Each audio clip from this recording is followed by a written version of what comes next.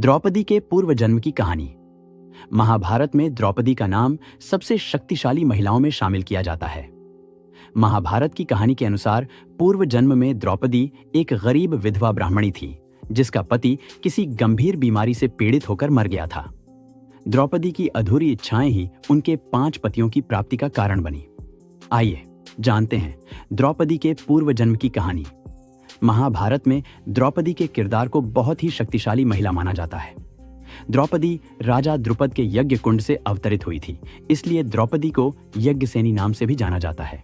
पौराणिक कहानियों के अनुसार द्रौपदी केवल पांडवों की पत्नी या पांचाल देश की राजकुमारी ही नहीं थी, बल्कि द्रौपदी को एक ऐसा योद्धा भी माना जाता है जिसने कुरुक्षेत्र की रणभूमि पर शस्त्र नहीं उठाए, लेकिन फिर भी गलत के खिलाफ आवाज उठाना और न्याय के प्रति प्रतिबद्ध रहने जैसे गुण ही द्रौपदी को योद्धा के समान बनाते हैं।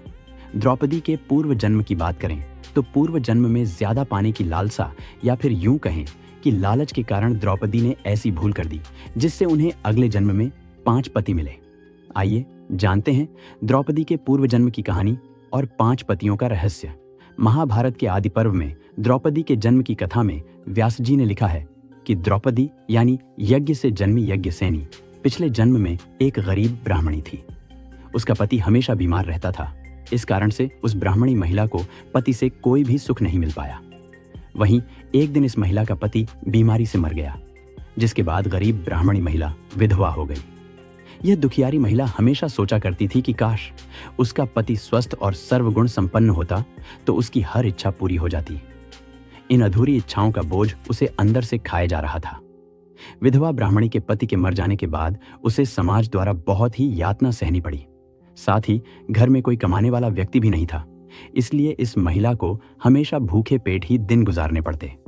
साथ ही उसे रह रहकर अपने पति की याद आती थी। एक रात सोते हुए इस महिला को विचार आया कि अगर अगले जन्म में भी उसके साथ कुछ ऐसा ही हुआ तो उसे एक बार फिर से अधूरी इच्छाओं का बोझ उठाना पड़ेगा। इसलिए उस गरीब महिला ने भगवान शिव की तपस्या करने के विषय में सोचा। गरीब विधवा महिला ने महादेव की कड़ी तपस्या करनी शुरू की। कई वर्षों की तपस्या करने के बाद महादेव प्रकट हुए।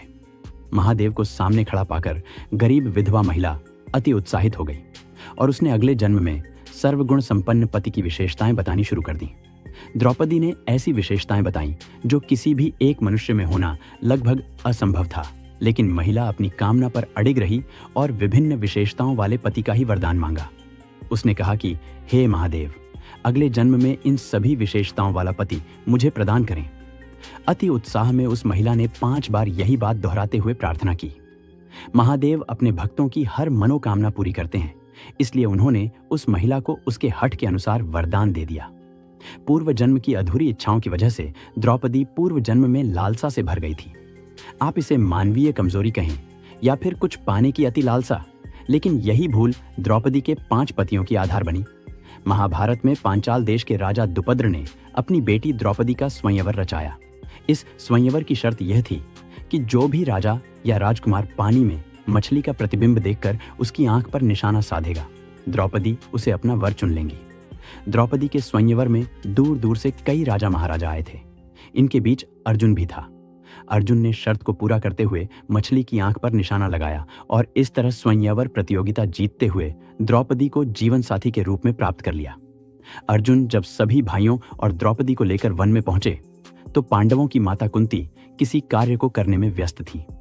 अर्जुन ने उत्साहित होकर बाहर से आवाज लगाते हुए कहा, मां, देखिए हम आपके लिए क्या लाए हैं। अर्जुन की पूरी बात सुने बिना कुंती ने कहा, तुम जो भी लाए हो उसे 5 भाई आपस में बांट लो।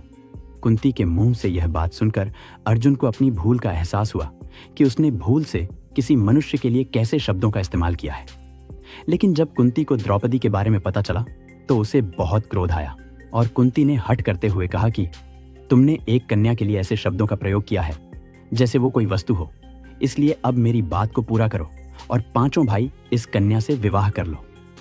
कुंती के मुंह से यह बात सुनकर द्रौपदी को बहुत क्रोध आया, लेकिन फिर श्री कृष्ण और व्यास जी ने द्रौपदी को पूर्व जन्म का रहस्य बताया कि यह मनोकामना उसकी ही मांगी हुई है जो इस जन्म में पूरी हुई है।